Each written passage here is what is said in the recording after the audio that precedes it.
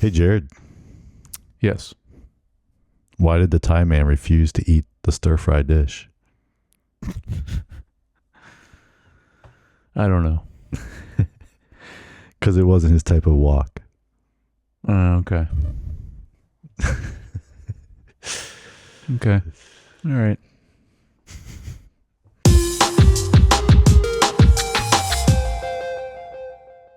Hey, welcome back to Screen Time. I'm your co-host, Josh. Jared, when a monkey nibbles on a penis, it's funny in any language. Yes, it is. I thought about that one. That's my co-host, Jared. What's the matter, Josh? You never done blow before? Sometimes your heart stops and it starts up again. Read a book. That was the one I thought about too. Cool. Ciao. Mm-hmm. Today we are talking about Hangover Part II. I got a hot take about Chow, actually. Part 2. That's right. You know what that's? Remember that film? Part 2. When they used the Part 2. Hot Shots? Yeah, Yes. okay. That's one. Yeah. Hot Shots Part 2. I've seen that in forever. It's been a minute. Yeah, so The Hangover Part 2. Yep. 2011, rated R, hour and 42 minutes. Mm-hmm. 2 years after the bachelor party in Las Vegas, Phil, Stu, Alan, and Doug jet to Thailand for Stu's wedding. Stu's plan for a subdued pre-wedding brunch, however, goes seriously awry. Sure does. So we got this pretty much a lot of the same crew here. We got Todd Phillips directing, Lawrence Sher, the cinematographer, Christoph Beck for music. Yep. Composer. Craig Mazin and Scott Armstrong were the other co-writers with Todd Phillips. It's interesting. Craig Mazin. Mm-hmm. Yeah. Because he's a big deal now. Yeah, he is. But I didn't know he was involved. Yeah. Just with this one, maybe 3 also. I don't know. Yeah, I don't but know. he wasn't with the first He one. was not on the first one, no. Okay. Production cost $80 million. Definitely, maybe because of the location. Were they actually there? I mean, some of it they had to be because some of the shots I don't look like they were green screened. Some of the shots did though. It looked like part of it was digital. So, but so they must have filmed some overseas, which sometimes that's cheaper. It depends. But then also, some of these people are a little bigger stars than they were. Yeah. At the first movie. Yep. Well, I mean, and they asked them like, "Hey, we want to do a second one. They're going to want more money." Yep. I'm sure the next one's going to be even bigger. Maybe not, because they might have done the contract for both at the same time. Oh. They might have been like, "Hey, we're going to do 2 more." Negotiate. Do a trilogy. Yeah. Speaking of, we have Bradley Cooper, Ed Helms, Zach Galifianakis, Justin Bartha, Kim Jong-young. Paul Giamatti is new to this. Mike Tyson, Jeffrey Tambor, Jamie Chung, Sasha Bareilles, Gillian Vigman, and Nick Cassavetes. I don't know how you say his last name. Was it the guy who's doing Nailed it. That was the guy doing the tattoo. Oh, okay. Okay. He looked familiar, but he did. I didn't know his last name. Cool. So, thoughts? Well, we want to start with, had you seen this? Did you going into it now? Did it? No, I did see it once for sure. Okay. For sure. But probably just once. I think so too for me. Because some of it I would recalled when I was watching it this time, and some of it I didn't remember. Yeah. So, yeah, probably just once. But it made me think about, like you, I'm like, I don't know if I saw the third one actually. Yeah, I don't. We'll see. I'm pretty sure I didn't. We'll see about the third one. But, what did I have for this? There's still good moments in this, but a lot of the jokes and the setup for the jokes felt like they were trying to recreate moments from the first movie. And just didn't land as well to me. Yeah. But yeah, again though, there were still some funny moments for sure. But overall, yeah, not. I mean, we knew this anyway going into it. It's not going to be as good as the first one, and I imagine the third one is similar. So that's kind of overall this time watching it. That's how I feel about it. What about you? Yeah, I mean, it was kind of because it had such a, like, I remember just being like, oh, it wasn't good the first, and then you only watched it once, and the first one I've seen so many times. I think it wasn't as bad as I remembered. No. Right? Like, it still wasn't, it was actually decent. It just, but you're right. They were trying to, recapture lightning in the bottle that they got with the first one. Yeah. And that's like, you almost know that's just not going to happen. So I think also kind of, it's funny we were talking about this. I think we're in relation to Will Ferrell when he was in the earlier movie, but I feel like in this film, our leads are trying to play versions of the characters they played previously instead of just playing the characters. If that makes sense. Like they're trying too hard. Yeah, this time. It's almost like they have in their head. Does that make sense? Like they're almost like instead of just trying to play the characters, they're playing the versions of the characters that everyone knows, that everyone expects. Yeah. Mm-hmm. And so, because I think the most obvious for me in that when it came through was all of Zach Galifianakis. Yeah, whatever. It didn't come out right for some reason. His lines, like, because I was kind of trying to like think through why. It was just something, because in the first one, his delivery almost just makes everything he says funny. So good, yeah. And then also even Due Date had the same vibe. Not quite as much, but it still had some. And this is like just kind of lacked it. It was almost like he was just phoning it in or something. Maybe he was. I don't know. Like there was, and it was just like, because I'm like, okay, that line is just as good as any line that was in that first film. Like the line, like the text on a page. So it's like, it's got to be something with his delivery. I don't know. And I don't know if it was intentional trying to be like, oh, he's matured some, but though like probably not. No, you know what I'm saying? Like, right. Like, as they're trying to make him feel like, oh, he's, yeah, I don't know. But he might have like just not been into it as much filming this one. So and the more I thought about it and kind of equated to, I've felt this myself. Like, it's like, when you have to do a creative project about, I'm just using an example. I don't know. You got to do a video about, this, baby's birthing center and a hospital. Okay. So the first time you do it, you're like all into it because you're like, learning about it, you're figuring it out, whatever. And then 2 years later, they want you to do a new video about the same thing. Same thing, yeah. And it's so much harder to get your heart and soul into it because you're like, I've done this. I put everything into the last time. And so, like, I'm wondering if there's just something like kind of a little bit of that in this where you're basically just regurgitating the same thing.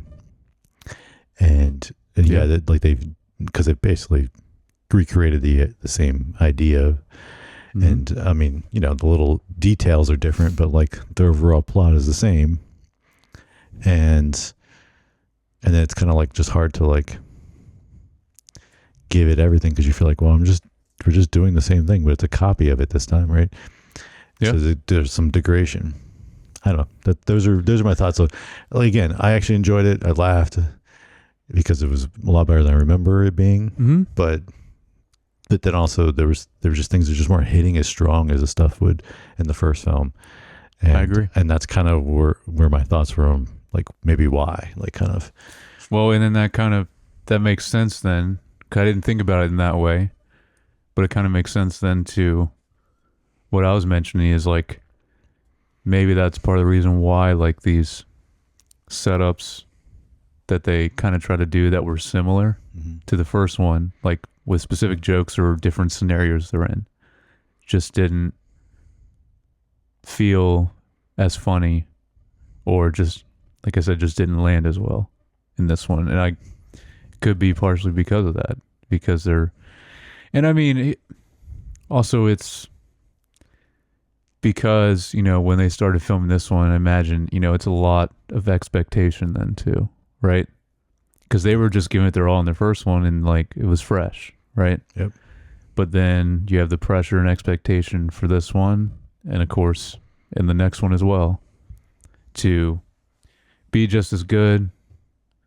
Of course, it's not. I mean, anytime we talk about trilogies, it's like how often is like the second and third one. There's exceptions, but like it normally doesn't like you mentioned, like that lightning in a bottle is not always there. Now, Star Wars, I do like Empire the best, but that's a rare exception of those three. I mean, Indiana Jones, original trilogy. Raiders is so good. I watched it again like a year or two ago, and I was like, this is incredible still. Well, then the third one's the better one of after the second. Like, I think the second one's the least. It is, but I've watched the second one again too, semi-recently. I think I watched all three like a year or so ago. And yeah, actually the second one was better than I remember too, but I remember that one was like the worst. That's what everyone thought about that one. It's also because it's like incredibly dark for like. Yeah, well, it's a little. They went to a little like, weird with like the heart being ripped out and stuff like that. Yeah, that's right. It's just a little weird. Yeah, but anyway, so yeah, we knew going into this, even though because we're not as familiar with the second Hangover movie, and again, I don't know how the third one's gonna go because I don't even know now. I thought I saw the third one, maybe not. I don't know. Yeah. So we'll see, but yeah, well.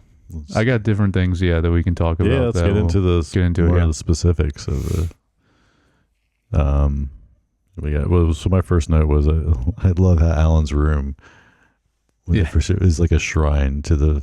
It's like he's been living for 2 years, just like in that moment of those 24 hours or 40 hours or whatever it is that they are in Vegas. It's like he's just still.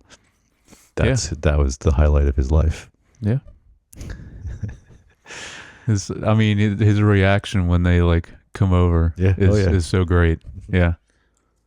Cause it also, he's like at the very beginning of it, he's just like, oh, hey, what's up? Like he's trying to play it cool. And then he's like, he gets so excited. But, I have this kind of, it's similar to the last Hangover movie, where I don't remember his name, but the Justin Bartha character obviously had a more of an important role in the first movie, but in that one as well, and even more so in this one, he's just like hardly in the movie, and it's almost like I understand you need him for the first movie, but like it was even necessary, right? In this movie. No, I mean I had a note about that like smart. Write it out so that they still sideline the boring guy. Yeah, because if he had to tag along on the thing, then it would mess up the dynamic they had before.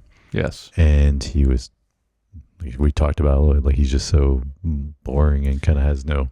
Yeah, and I was also thinking this actor, I don't think he really got that famous. Like, was this the biggest thing he's done? I don't really know him from anything else. Right? I don't know. I didn't look it up, but.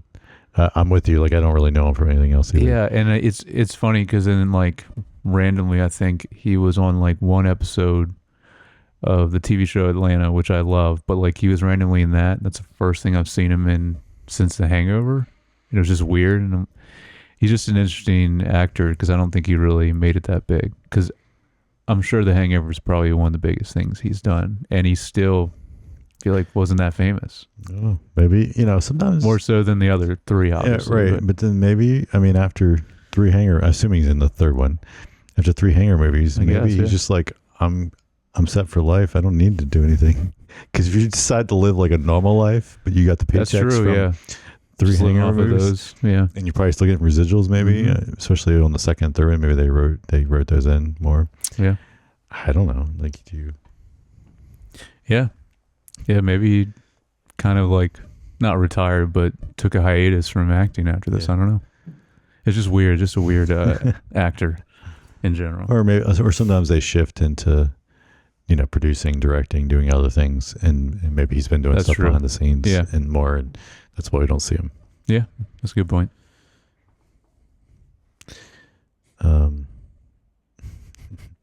I like the, especially after it was the quote I used, but they made a dig at him about when they finally invite him to go to the wedding. Mm-hmm. To unless the Jonas Brothers are in town. Yeah. And he's like, no, they're, and he knew where they were. Oh yeah, of course. I was trying to look in his room to see how much Jonas Brothers stuff he had too, because it's a shrine to yes. the Vegas thing that they did. But I was wondering because there's I have it. It's at the end of the movie. What he says about the Jonas Brothers, I thought was hilarious. But I think it was around this scene, maybe right after. One of my favorite things that Alan did say in this movie is he just gets off the phone with his dad. He was like, "Oh, that was my dad. I'm a stay-at-home son," which is great. And that was a good delivery that he did on that one. Yeah. Yeah. Yeah. It felt more like the first movie. But you're right, though. It doesn't always go like that in this one. So I think one of the things that worked from I think they were very aware, and so they played with a little bit and just definitely drew it out a little longer before, the blackout happens, and then you don't know. And I think it's, again, as if I was writing it, I'd be like, well, everyone's expecting that, so let's kind of tee up a couple moments that you think might be what's going to lead to, and then it doesn't lead to anything. Yeah. And then, of course, when it finally does, you're like, what? And then they're so confused because they were so careful, which I love the point of, Stu being so overly cautious because he's doesn't want to re-roofied ever again. He's covering his cup. Mm-hmm. Everything, yeah, I like that. Yeah. I'm just thinking about this now because I don't think I made a note about this, and maybe you did, but the explanation when they finally talk about what happened to how they got it, I'm like, it's felt like they were really trying to figure out a way for them for this to happen again. The writers, because it doesn't feel as much like something that would happen in, let's say, the first movie. Makes a lot more sense, the roofie and all that and everything that happens.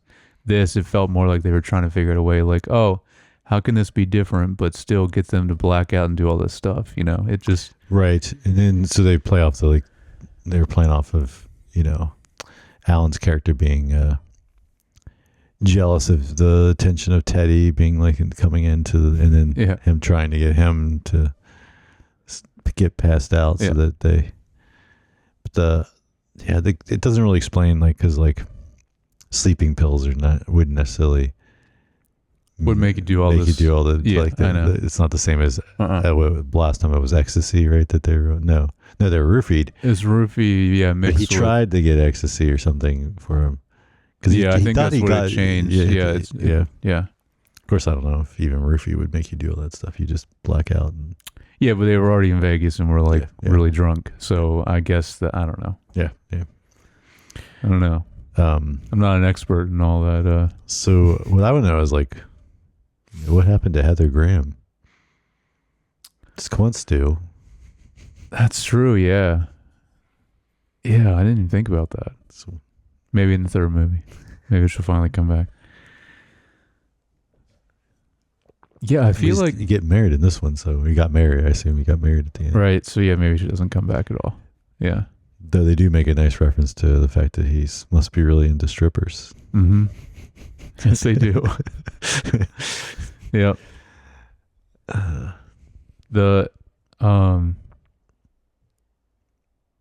think this is also around there because I think most of my notes are kind of in order at least, but there is 2 different Kanye West needle drops in this.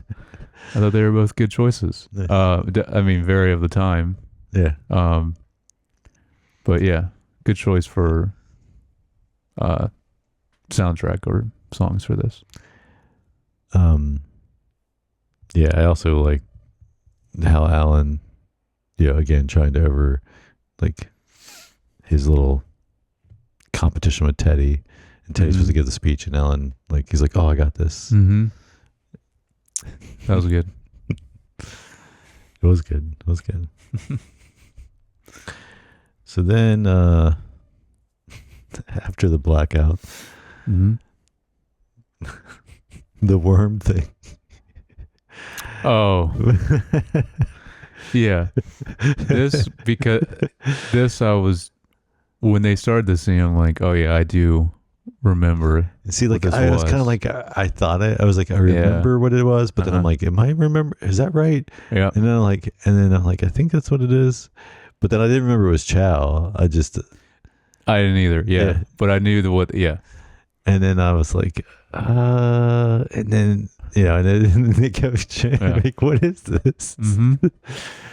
Yeah. Oh man, that was, and of course Chow, being Chow.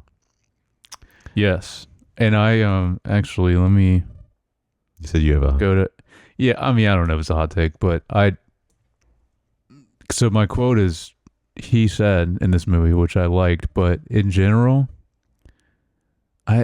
he didn't really work for me in this. I didn't think he was that funny. The first one, I don't think he's like hilarious either, but he was better in the first movie. I think he was going a little too hard in this one. Like going even more so with his very specific type of humor and how he acted. Like he felt like he was going too far with that. And I just didn't think it was that great in this one.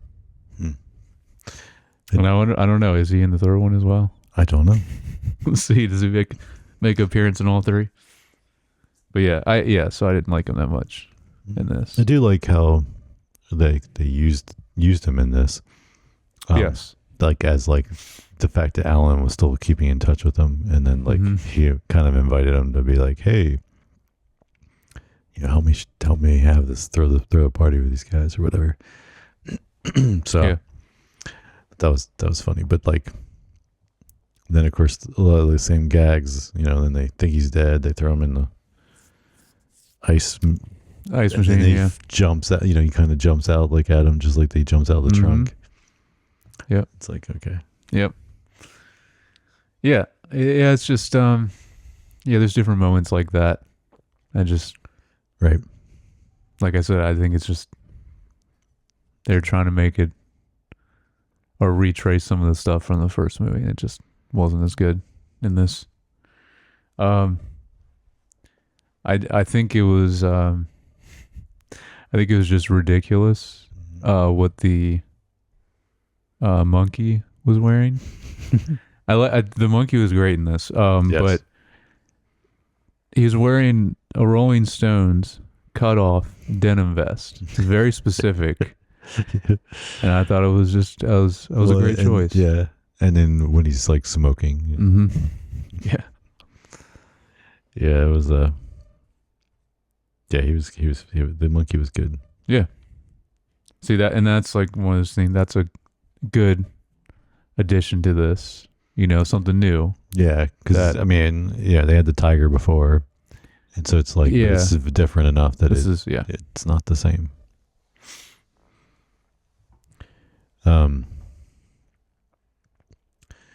The monk guy that they had to take, like that was, he was kind of funny in the Vow of Silence. Like that idea was funny, and then of course they had different points when they had, they find something out and you maybe see a flashback and like him just a guy, a monk in a wheelchair, like partying is funny. Yeah, well, and I mean that was another good, I think, creative thing they did do with this movie. It's that, because that makes a lot of sense. A lot of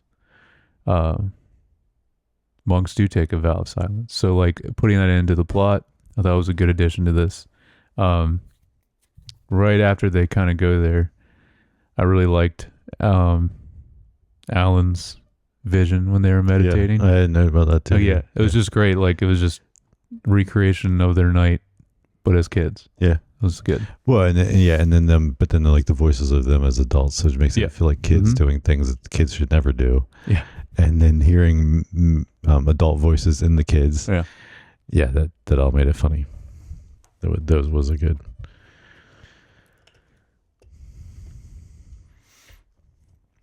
And then they went to strip joint and. Yep, that whole thing. The thing with the gun too was like ridiculous, but the Uzi. Oh yeah, and that was that same. I forget the actor's name. Yeah, but because he was the wedding or at the chapel in the first one, and now he says, But then, and then of course that's when they find out that Stu has a thing for strippers. Yeah, my main note about this is just like I was not expecting full frontal nudity multiple times in this. It was, that was a choice. It was a choice.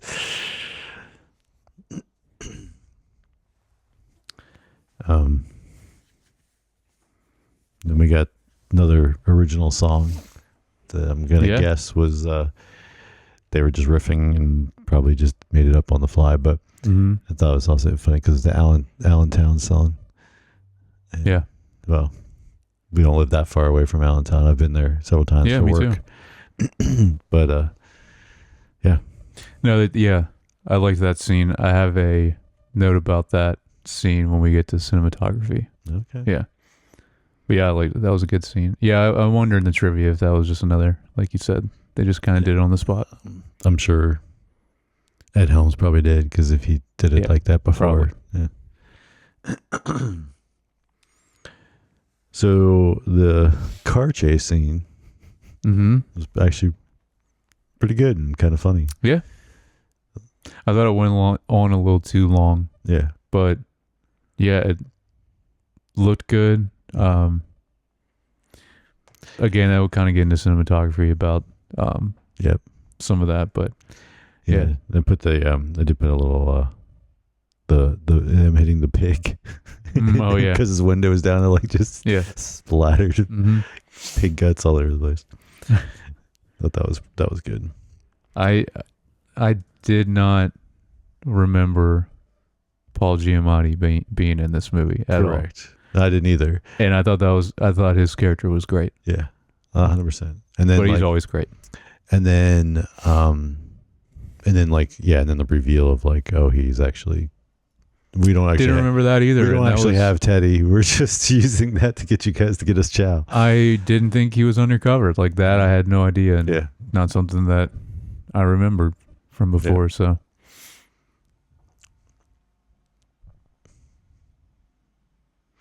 I have two more things. I don't know how much more you have. Yeah, just a note of I think so the revelation of where Teddy is in the elevator. Oh yeah. I feel like it was even more far-fetched this time than like before, like the little him connecting dots to be like the roof. We didn't check the roof. Yeah. Like it was like probably the least favorite part of that whole movie was that thing. But it kind of worked. This time I was like, you know, again, you're trying really hard to make it the same thing that happened before. It's like connecting that there's a lot of blackouts. Yeah, and then him happening to be on the elevator. He went to go get ice because of his finger, and then you're like, oh, yeah, and then you're like, oh, he must be stuck in the elevator, and you're like, yeah, that's Well, that was my. I mean, that's like what's his? That's like what's one of those like old detective shows? Just can't Columbo. Columbo. That's like Columbo level stuff.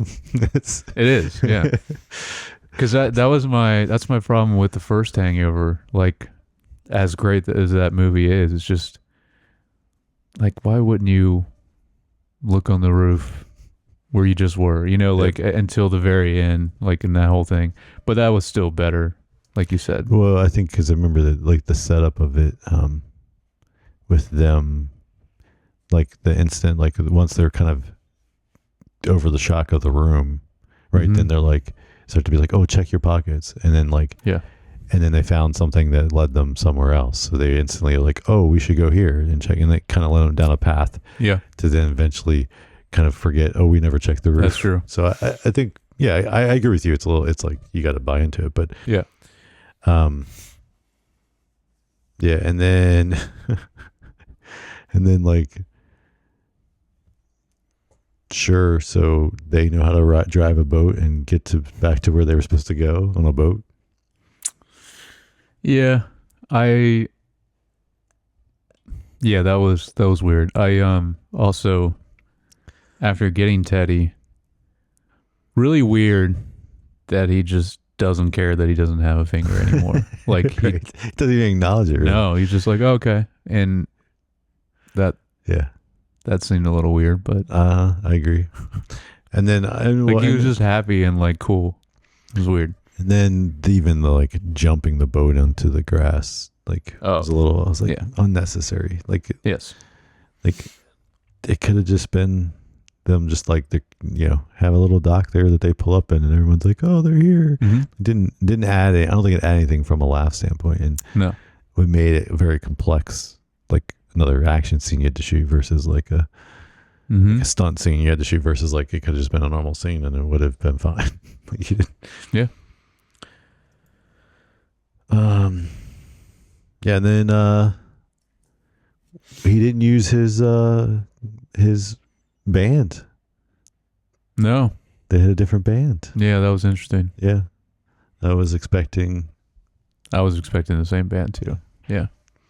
I forget the name of that band, but the band he used in like 3 or 4 other films, including the Hangover movie, right? The first one. They're in the wedding. Yep. My note about the end is another good thing that Alan says that I thought was really funny was when he was mentioning the Jonas Brothers at the very end and calling them indie rock. That got me. Right. So there's a couple moments. It's still like really good Alan. Yeah, but not the whole time. Yeah, my last other note on that, on the like flow, the flow of the story. Yeah. Then once again we have stuff during the credits. Of course, they did the same thing they did before. There's photos. So, but still, it was, I think, funny. Good gag. Yeah. Of course, they had Mike Tyson there this time with them. Yes. He cannot sing. No. Not even close. Not even close. But you know that from the first movie. Yes. Yeah. So they just wanted to keep that going, I guess. I was going to say about the ending. Oh, the over the credits. Like, it was fine they ended the movie like that again. Mm-hmm. Because I still thought it was good, like, what all they showed over the credits. Yeah. But, I don't know, like, are they going to do that in the third one, too? I guess that's something that's okay to kind of a through line. I mean, because you have to somewhat, yeah. Yeah.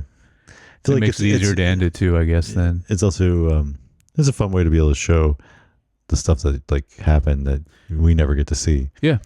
No, I love that about the first movie when they do that. Yeah, that's true. But yeah. Any other notes on the Nope, that's it. All right. Let's move into cinematography. So I just want to say as a general note here, definitely stepped up his game. Yes. I know it was noticeable. So I don't know if also that's where some of the budget went. They like added, some bigger crew or something to be able to do more things. But yeah, there's definitely some. Yeah, I was like, this like movie looks like way framed better. Yeah. Even the I guess it'd be color grade. Yeah. I liked. Yeah, but especially also when they're over there. Yeah. Yes. Yeah. So I had a note about that too, because they did make it graded a little differently in Bangkok versus even but not the extreme of like Sicario, where you're like in Mexico and everything's orange, which I mean is a choice, but yes. But they still, things looked more natural. It's just like, it was more like, hey, it's New York City, it's gray, it's a bigger city versus like the colorfulness of like the more tropical island that they were getting married at. Like they gave them a little bit different feel and tone, but it's more just to add the mood of like, ooh, it's a scary big unknown city versus like, and the smog that would be there and like that kind of thing. Not so much, oh, it's not the US, so let's make it look super weird. So no, I agree. It was good, some good color grading stuff. Yeah, that was my first note with this, which I knew you could go into more detail about it. The movie in general looked more cinematic to me, but you kind of went into that, why that is. But yeah, I could definitely notice a big jump, like you said, from the first one to this, with the way it looked. And the shot of them on the boat when Stu's singing the Allentown song, I thought that looked really great. Mm-hmm. As they kind of it was more on a little canal boat, like and it was like a sunset. Yeah, that looked good. Yeah, and then it was so. I mean, even just like in the beginning of the stuff, like a montage of like just drone shots or whatever they were. Just like nice, beautiful shots. Like it was it's like something shifted, because it's even like, I mean, not that Due Date was bad, but like something inspired him, or to be like, I don't know if it was the director, the cinematographer, or both, combination of both, being like, let's try to push things, which is, I'm assuming these are choices leading up to some, then the next to where then eventually, we get the Joker, which is some really crazy visuals, but for sure. Yeah, I think they just wanted to, which I think is a cool choice. They wanted to make this look, I don't know, more like an action movie, because it does, like with the way it's filmed, and the like we said, the color grade, and even the framing, like you were talking about. I thought it looked. That's a good way to put it. Yeah, instead of it being a comedy, right? Yes. Like, because the first one looked more like that. Even though we mentioned, I think when we did the first Hangover, there were still some shots that looked. Mm-hmm. A little bit more. So it's kind of like he was on the way to doing this, but yeah. So I wonder, what about the next one? I don't know. It'd be interesting to see what direction he takes for the final one of the trilogy. Mm-hmm. Oh, and then the other shot, I thought actually looked really good. I can't remember if it was like slow-mo at all, but the shot of the monkey smoking a cigarette, actually, I was like, this looks really good, actually. Was it slow-mo? I feel like it did slow down at some point. I think it did. Yeah. As you're saying that, you're right. Like, with all that, with the monkey crawling across the and coming over him, and then he's like, "It's brilliant." Yeah. The drug dealer doesn't ever touch the drugs. Pass it off to some. It's the monkey is the liable one. Exactly. Can't press charges against a monkey. Nope. It was a good loophole.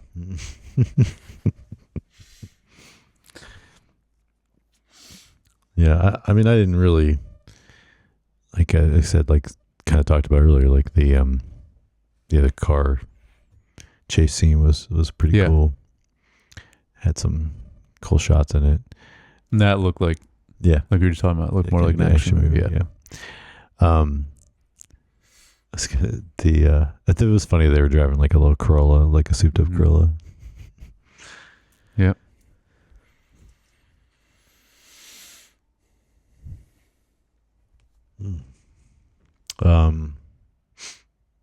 I guess music score.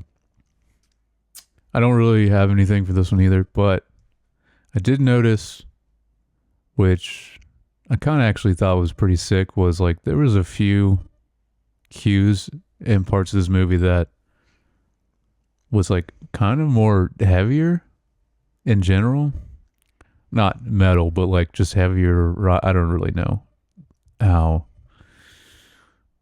I don't really know the best way to describe it when it would be a score, but I thought it actually worked when it was done in this, and it was surprising because it was not the case at all the last one, and I don't know about the third one, but so there was moments of like, okay, this actually works pretty well with this movie, so some interesting choices with this, but overall most of the other times there wasn't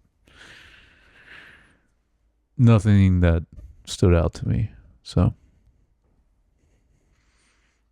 yeah, I mean, I've got nothing on this.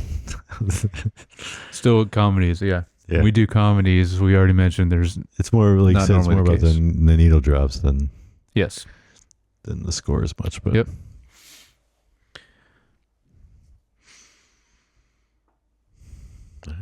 let me bring up some trivia. Trivia. You don't have any themes and messages? I don't, but I I always forget. Do we do that before or after trivia? I thought I. before because we always do trivia last. Okay. But I don't have anything for that. But I'll just. Do you have anything? Nothing different than the other one. Yeah, pretty much the same thing applies to this As far as like the first movie. lessons to take away. Yeah, Yeah. I would say be even more careful in Bangkok than Vegas, probably. Probably. Yeah. I don't know if that's real or not, but I mean, I don't know. probably. Yeah, there are like other countries aren't necessarily always. I guess it depends on the area too, because you see different areas in this, and different parts of the city. Yeah, kind of applies to any city. There's nicer parts, and there's especially sketchier in parts. big cities. Yep. All right, so let's do some trivia. In the original script, Alan was meant to have his beard shaved instead of his head, which we didn't even note that because it's kind of like, I mean, it's funny, but Zach Galifianakis refused to shave his beard, so they changed it to his head. That would be way, because I feel like his beard is, because he just always has it. Like if he shaved, that'd be way more like he wouldn't feel like him than his head being shaved. I bet that's why he was like, no.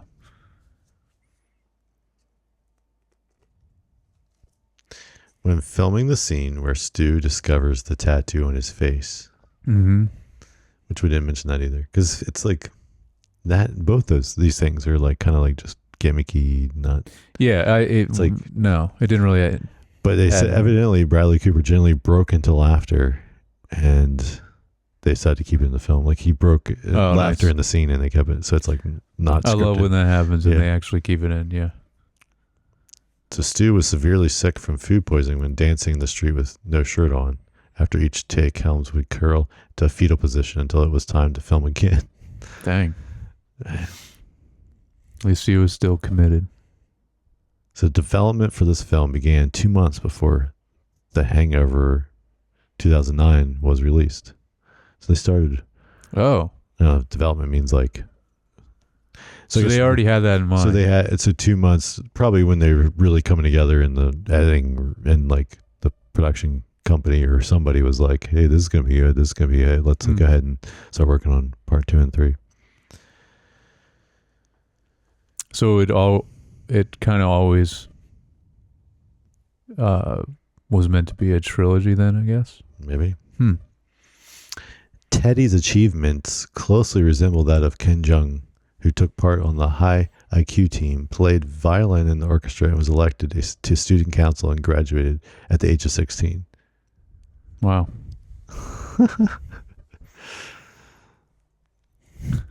That's hilarious. They didn't really.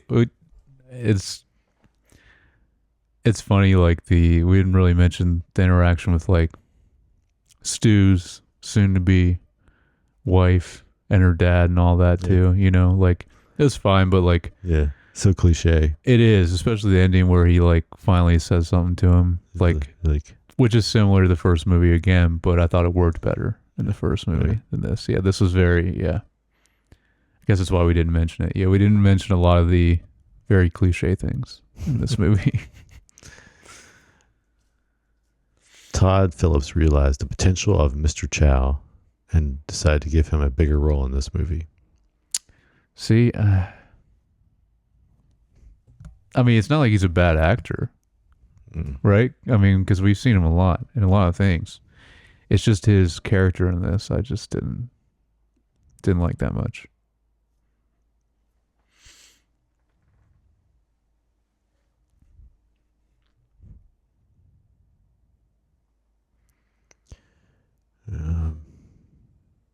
Mel Gibson was supposed to play the tattoo artist, but the idea was later dropped following protests from the cast and crew. Oh, that would have been crazy. That would be a crazy cameo. Oh, and then it was later replaced by Liam Neeson. That would be crazy too. But then they needed to reshoot those scenes, and Neeson wasn't available. So then they added Nick Cassavetes. Yeah. Vetes. Okay, so they didn't film So it Mel didn't Gibson, film Mel but Gibson, they did do film have Liam nice. Neeson, some version with Liam Neeson. I have to look on YouTube, see if they have any. That reminds me, we didn't get a Todd Phillips cameo in this one. No, we didn't. And we did. No, we did in the first one. Yeah, because he was in the elevator. So in the first one, he was in the elevator. Yeah. And he was in Due Date as well. Remember, he's a he was a big. Yeah, he was a way bigger some lines in that. Mm-hmm. So Todd Phillips and Zach Galifianakis, Bradley Cooper, and Ed Helms were all promised percentage deals for the film on top of their paychecks. There we go. Wait, not Justin Bartha though. No, he's not on the list. Man. I don't know if that's because he didn't get it or because they just didn't listen to me. Former President Bill Clinton visited the set while they were in location in Bangkok. So they did film in Bangkok. That's really random. During its theatrical run, it became the largest grossing R-rated comedy. Of course, it probably doesn't have that anymore because Deadpool. But first Deadpool was that was like 2016. So yeah, after these movies. So before Deadpool, then this was the the tattoo on Ed Helms' face was subject of copyright infringement lawsuit by the artist who designed Mike Tyson's similar face tattoo. The studio had to settle on the case. Oh, okay. I mean, I could see that.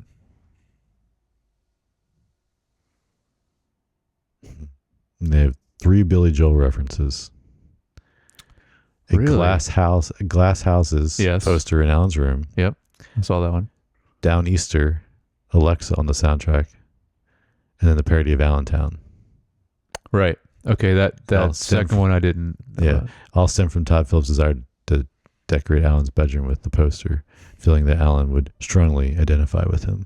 Yes, I agree.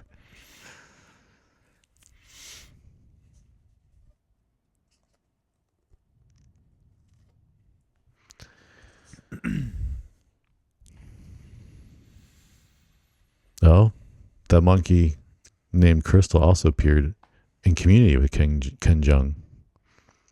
Same monkey. Nice. Same monkey actor. Nice.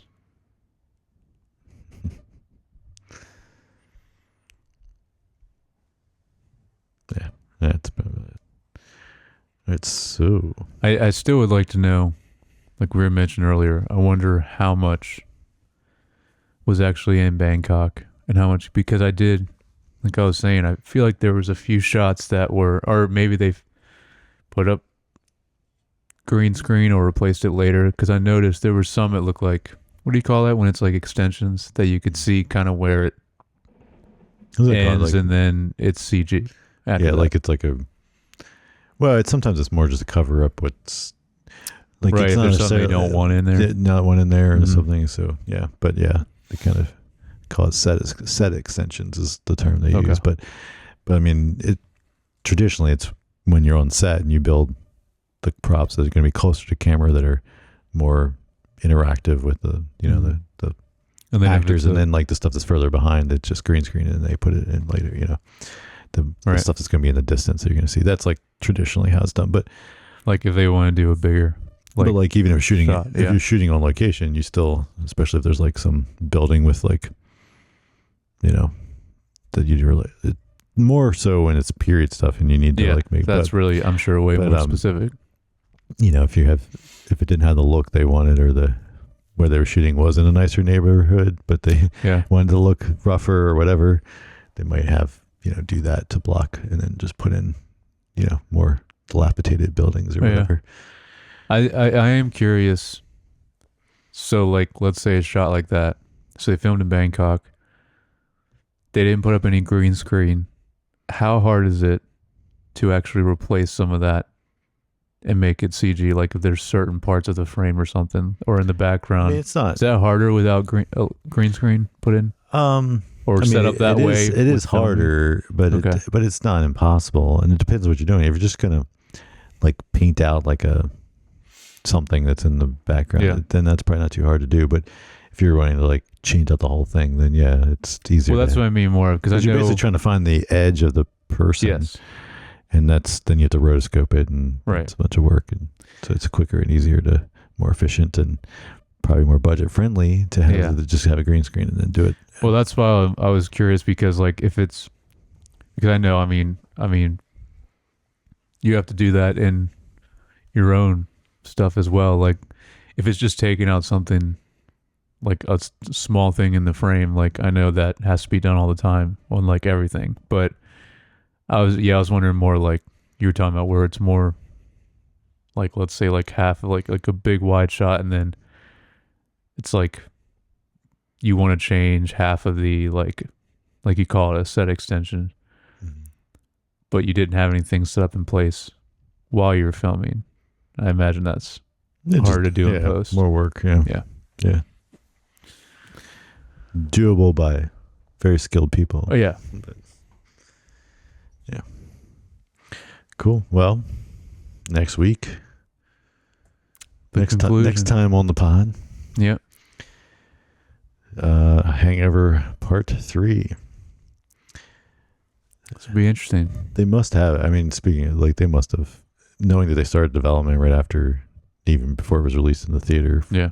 They must have worked on both of them kind of in conjunction, and then shot one, then shot the other, close enough to like be able to release them one after another. I feel like they would have had to, especially with our main three actors. Like what else they were probably doing at the time. It's the same thing we've been talking about on our TV pod with shows like what they did with Atlanta and what they did with The Bear. You have these huge actors now. Yeah, and they're like, all right, we need to finish this. Just film it all at once.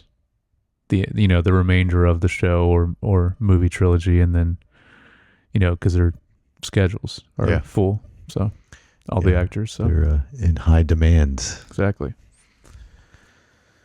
All right, cool. Well, as usual, let us know your thoughts. You can email us at feedback@screentimepod.com, or you can leave a comment or DM us. Yeah, let us know about specifically the second and third Hangover movie. I'm curious what people's overall thoughts are of those. Because it's the first one we've already talked about is pretty unanimously loved. Yeah. But let us know. Maybe you're one of those few people that don't like that movie. Maybe, yeah. Yeah. And so if you want, you can follow me on Instagram. I'm at JYoungBar. And I'm at Jared Youngbar. All right. Talk to you guys next time.